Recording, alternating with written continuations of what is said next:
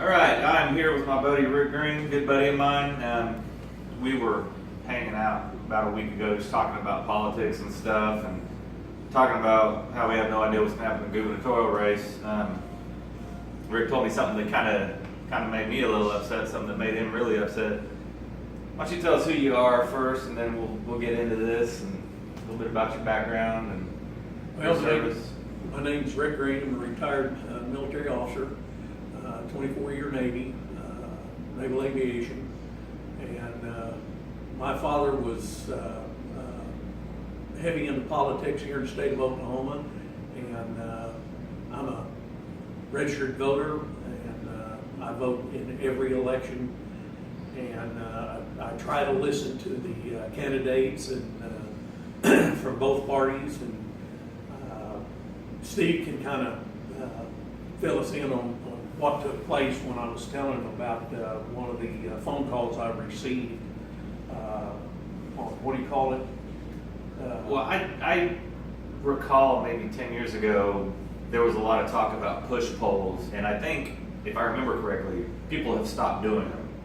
And that's a good thing because, you know, the nature of politics now just gets worse and worse, and it's good to get one bad thing out.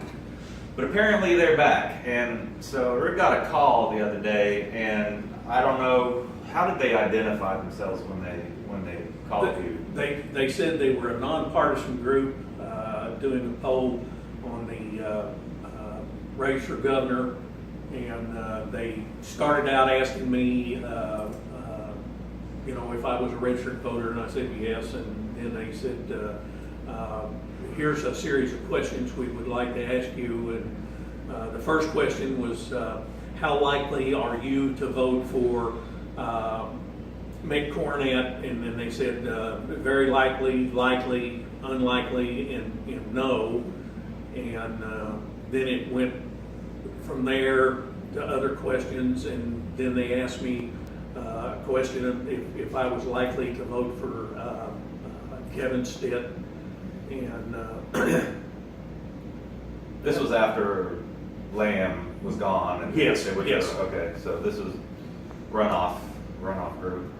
And they said, you know, are you more likely, less likely, or would you not vote for Kevin Stitt? And then they went on from there to the next series of questions. Said, did you, if you were going to vote for Kevin Stitt, would it have any effect on your vote if you knew that he was giving money to and renting houses and selling houses to illegals? And then the next question was kind of on the same category of, did you know that his businesses in other states support illegals, and they give money to illegals, and they rent houses and sell houses to illegals? And they weren't playing around. They were like making it sound like this is happening. Yes. It wasn't. They didn't emphasize if. They said this is what he does and his businesses. And after about 3 or 4, maybe 5 of those questions, I finally told them, I've heard enough. I don't want to do your poll, and I hung up on them.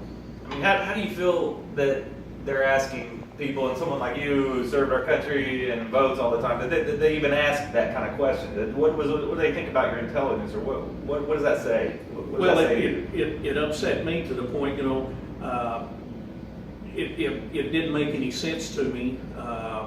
It was more of a smear campaign than a political survey, if that's what you want to call it. But it truly upset me. And it was obviously kind of a dark money group that did it.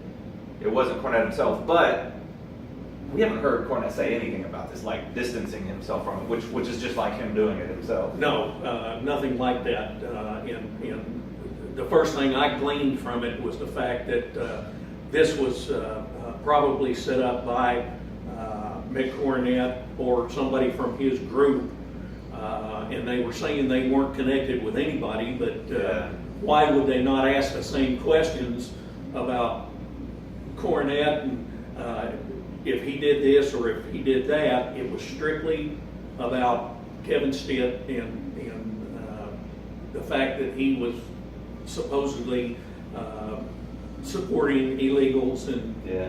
Best case scenario, he isn't a part of it, but how on earth would he not know about it and not say something? So that's what's happening, and I think that's something that we all need to consider. Thanks a lot. alrighty, appreciate it. Appreciate it.